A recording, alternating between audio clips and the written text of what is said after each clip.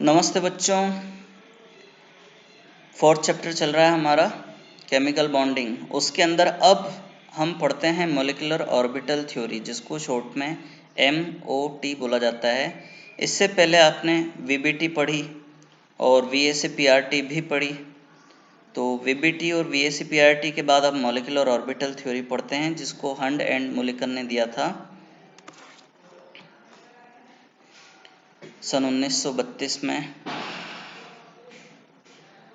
इसके salient features: the electrons in a molecule are present in the various molecular orbitals as the electrons of atoms are present in various atomic orbital।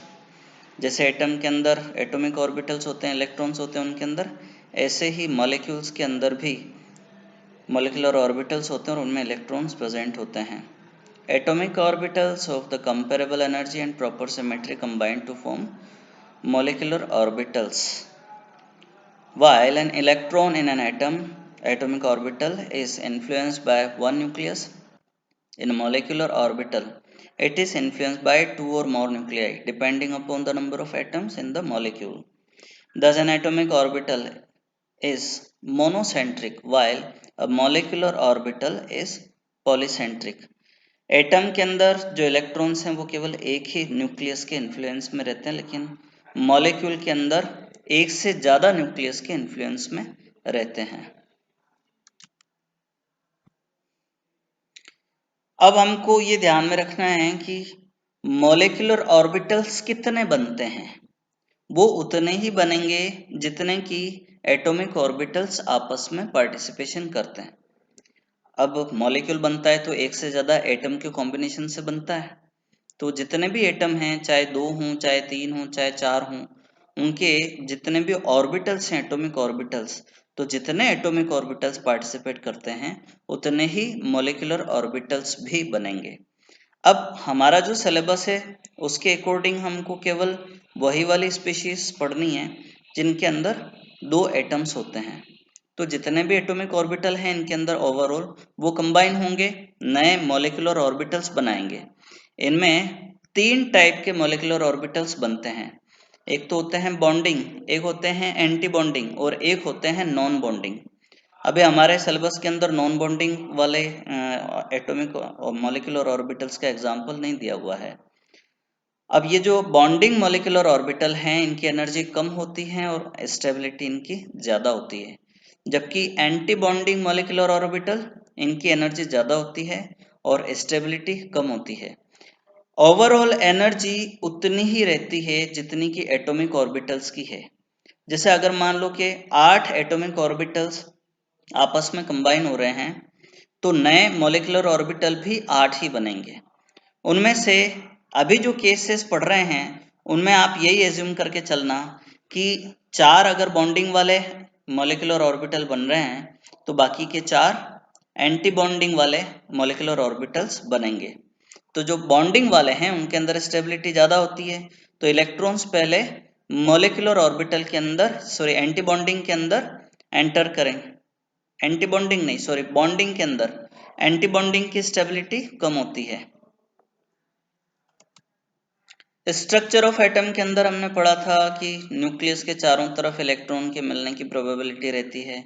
इसी तरह से molecule के अंदर भी group of nuclei होगा तो उसके चारों तरफ भी इलेक्ट्रॉन के मिलने की प्रोबेबिलिटी होगी। और ऑफ-बो प्रिंसिपल जिनमें हमने पढ़ा था पाउलिस एक्सक्लूजन और hunts rule, atomic orbital theory, उसके अंदर इसी तरह से जो मॉलिक्यूलर ऑर्बिटल थ्योरी है उसमें भी इलेक्ट्रॉन्स जो फिलअप होंगे उसी अकॉर्डिंग होंगे। पहले लोअर एनर्जी लेवल के अंदर जाएंगे यानी बॉन्डिंग के अंदर, और उसके बाद हायर एनर्जी लेवल के अंदर जाएंगे।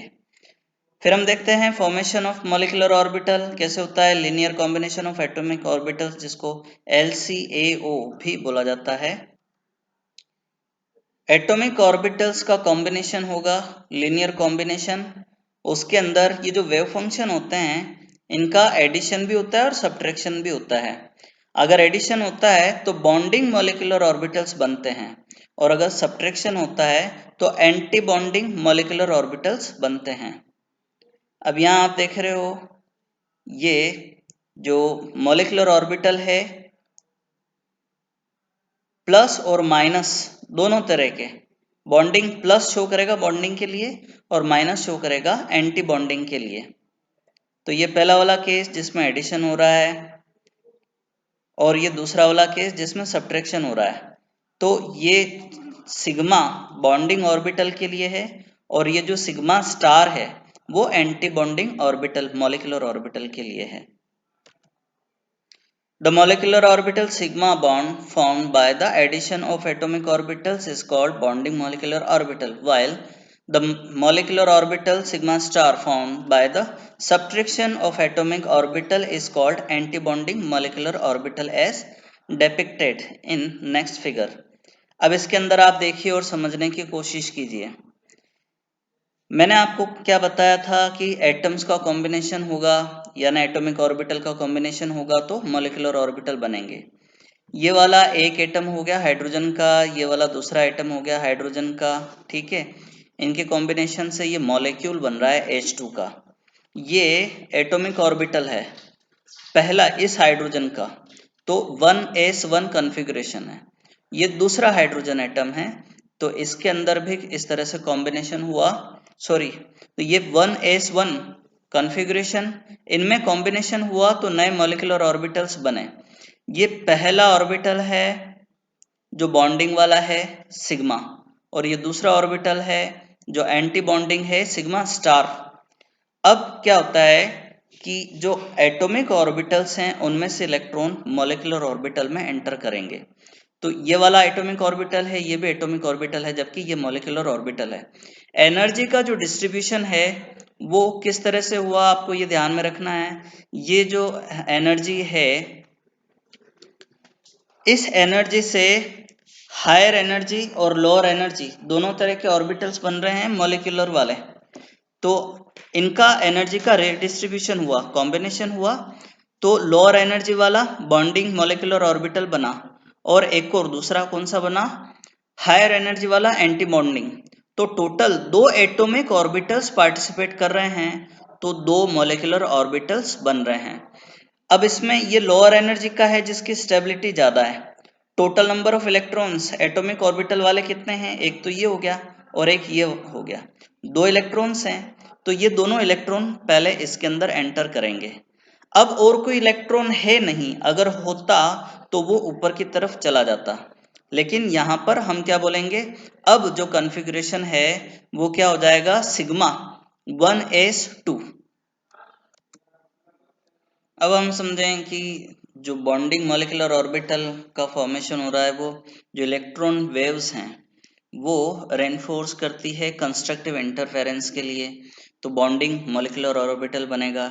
जबकि डिस्ट्रक्टिव इंटरफेरेंस होता है तो उसमें एंटी बॉन्डिंग मॉलिक्यूलर ऑर्बिटल बनता है। मॉलिक्यूलर ऑर्बिटल्स जो बॉन्डिंग वाले हैं वो स्टेबलाइज करते हैं, जबकि जो एंटी बॉन्डिंग वाले हैं उनमें रिपल्शन होता है, म्यूचुअल रिपल्शन, उसकी वजह से स्टेबिलिटी कम हो जाती है। तो पहले इलेक्ट्रॉन मॉलिक्यूलर ऑर्बिटल बॉन्डिंग वाले उनके अंदर एंटर करते हैं और जब एक्सेस इलेक्ट्रॉन होते हैं तो फिर वो हायर एनर्जी लेवल वाले एंटी बॉन्डिंग ऑर्बिटल के अंदर एंटर करते हैं।